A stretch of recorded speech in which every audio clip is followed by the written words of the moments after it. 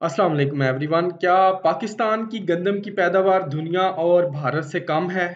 क्या ये रियलिटी है या कि ये मिथ है? आज हम स्टैटिस्टिकल डाटा की बेस पे इसको एनालाइज करते हैं और आपके साथ ये इन्फॉर्मेशन शेयर करते हैं।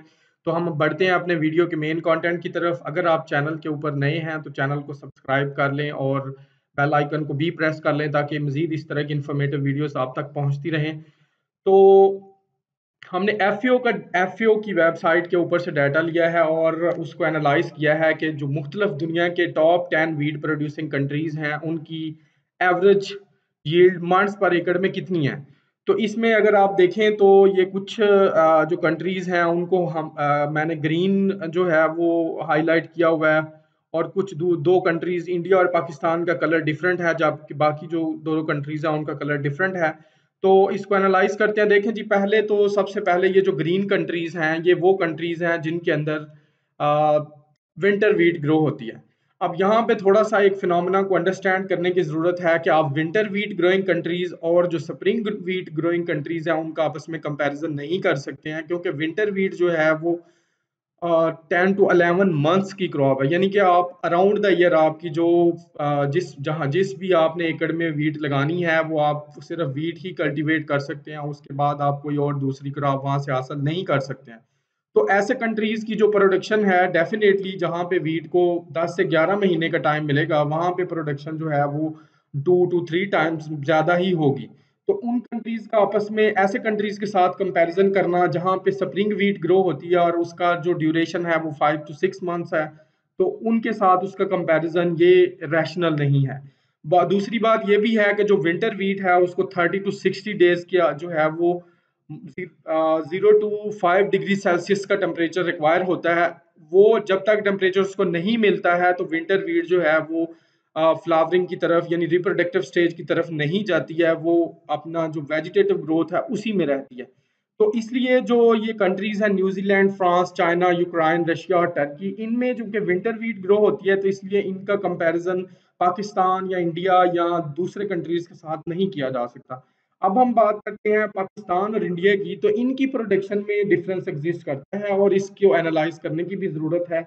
वाकई ही जो है वो पाकिस्तान की जो एवरेज यील्ड है वो 30 मंथ्स पर एकड़ है, जबकि उसके साथ ही हम इंडिया को देखें तो उनकी जो एवरेज यील्ड है वो 35 मंथ्स पर एकड़ है। तो यहाँ पे हमें एनालाइज करने की ज़रूरत है कि इसके पीछे क्या रीज़न है। इस तरह कुछ इंडिया और पाकिस्तान में स्प्रिंग वीट ही लगती है, जबकि कनाडा और यूएसए की बात करें तो वहाँ पे स्प्रिंग भी और विंटर दोनों तरह की वीट जो है वो ग्रो होती हैं।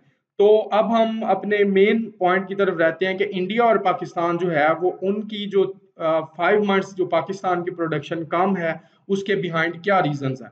तो सबसे बड़ी रीजन तो जो पहली माइंड में आती है हो सकता है कि उनकी वैरायटीज ऐसी हों कि जिनका पोटेंशियल ही हमारी पाकिस्तानी वैरायटीज की निस्बत ज्यादा हो, यानी उनके पास अच्छी जेनेटिक्स हो। तो इसको देखते हैं। उसके लिए आप देखें कि जो जो जेनेटिक पोटेंशियल है उसकी अगर हम बात करते हैं तो ये देखें इंडियन जो वैरायटीज हैं जो कि 2021 में अप्रूव हुई हैं उनका जो जेनेटिक पोटेंशियल है वो 58, 59, 60 यानी अप्रॉक्सीमेटली 60 मंथ्स पर एकड़ का जो है वो उनका जेनेटिक पोटेंशियल है। जबकि हम काउंटर पार्ट पाकिस्तान की बात करते हैं तो हमारी जो वैरायटीज जो 2021 और 2022 में अप्रूव हुई हैं उनका जो जेनेटिक पोटेंशियल है वो 70 मंथ्स पर एकड़ है। इसका मतलब ये हुआ कि हम जेनेटिक पोटेंशियल के लिहाज से इंडिया से 10 मंथ्स पर एकड़ के हिसाब से ज्यादा प्रोडक्शन ले सकते हैं।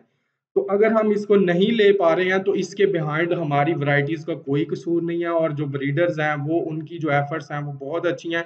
वो अगर हम ब्रीडिंग के पॉइंट ऑफ व्यू से देखें तो हम इंडिया से हमारा जो पोटेंशियल यील्ड है वो इंडिया से कहीं ज्यादा है, जिसको हम हासिल नहीं कर पा रहे। इसका मतलब है कि जो प्रॉब्लम है वो ब्रीडिंग में नहीं कहीं और है। तो लेट्स सी दैट के और क्या रीजंस हैं इसके बिहाइंड।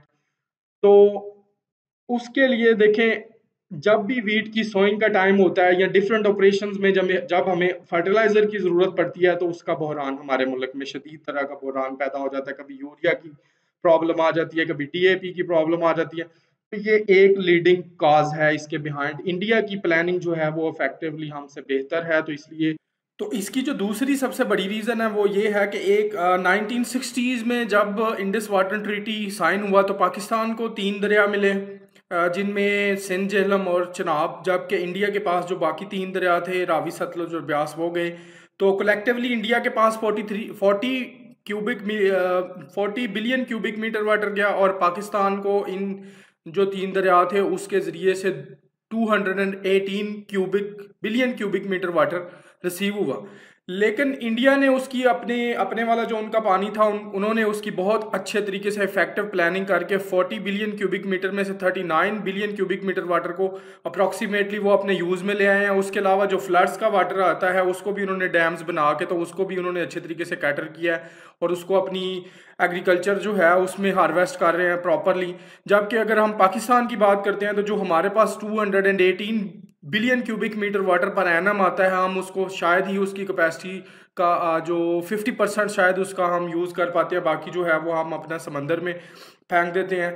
और उसके जो कह लें कि आफ्टर इफ़ेक्ट्स ये आते हैं कि बाज़ औक़ात जो है वो हमें ड्राउट फेस करना पड़ता है। हमारे बहुत सारे एरियाज़ जो हैं वो ड्राउट प्रोन एरियाज़ है जहाँ पे वीट लगती है। तो इसी तरह से कुछ ऐसे एरियाज़ हैं कि जिनमें जो है वो हमें फ्लड फेस करने पड़ते हैं, यानी एट टाइम्स जो है वो हमें ड्राउट को फेस करना पड़ता है, जबकि एट अनदर टाइम जो है वो हमें फ्लड्स को फेस करना पड़ता है। तो एक और जो मेजर रीज़न है वो ये है कि अगर गंदम की सोइंग के टाइम पे जो है वो स्पॉट प्राइस फिक्स कर दी जाए तो ये फार्मर्स के लिए काफ़ी अट्रैक्टिव रहता है, तो वो टाइमली अपनी इफेक्टिव प्लानिंग करके और उस पर अच्छी इन्वेस्टमेंट करते हैं ताकि उनको अच्छा नेट गेन मिल सके। तो इस तरह की जो अगर ये जितनी ये लेट होती है उतना ही जो है वो फार्मर का इंटरेस्ट उसमें लूज रहता है। तो इस तरह की और भी बहुत सारी रीजंस हैं जिनकी वजह से जो हमारी प्रोडक्शन है वो पर एकड़ यील्ड जो है वो इंडिया से ऑन एन एवरेज वो 5 मंथ्स कम है। तो ये इसमें जेनेटिक जो पोटेंशियल है हमारा वो जैसे कि हमने प्रीवियसली भी डिस्कस किया है कि वो हमारा जेनेटिक पोटेंशियल जो है वो इंडिया हमारे पास ऐसी वैरायटीज़ मौजूद हैं जो कि इंडिया से ज़्यादा अच्छी पैदावार दे सकती हैं। बस हमें अपनी जो एग्रोनॉमिक मैनेजमेंट है क्रॉप की और डिफरेंट पॉलिसी मैटर्स हैं उनको अच्छा बनाना है ताकि जो हम अपने एग्रीकल्चर की प्रोडक्शन जो है वो उसको मैक्सिमाइज कर सकें, पर्टिकुलरली वीट में। तो उम्मीद करता हूँ कि आपको ये मेरी वीडियो अच्छी इन्फॉर्मेटिव लगी होगी। अगर आप चैनल पेज पे नए हैं तो चैनल को सब्सक्राइब कर लें और वीडियो को अगर आपको अच्छी लगी है इसको लाइक भी करें और अपने व्यूज़ कमेंट सेक्शन में ज़रूर दीजिएगा। और मिलते हैं आपको नेक्स्ट वीडियो में। अल्लाह हाफिज़।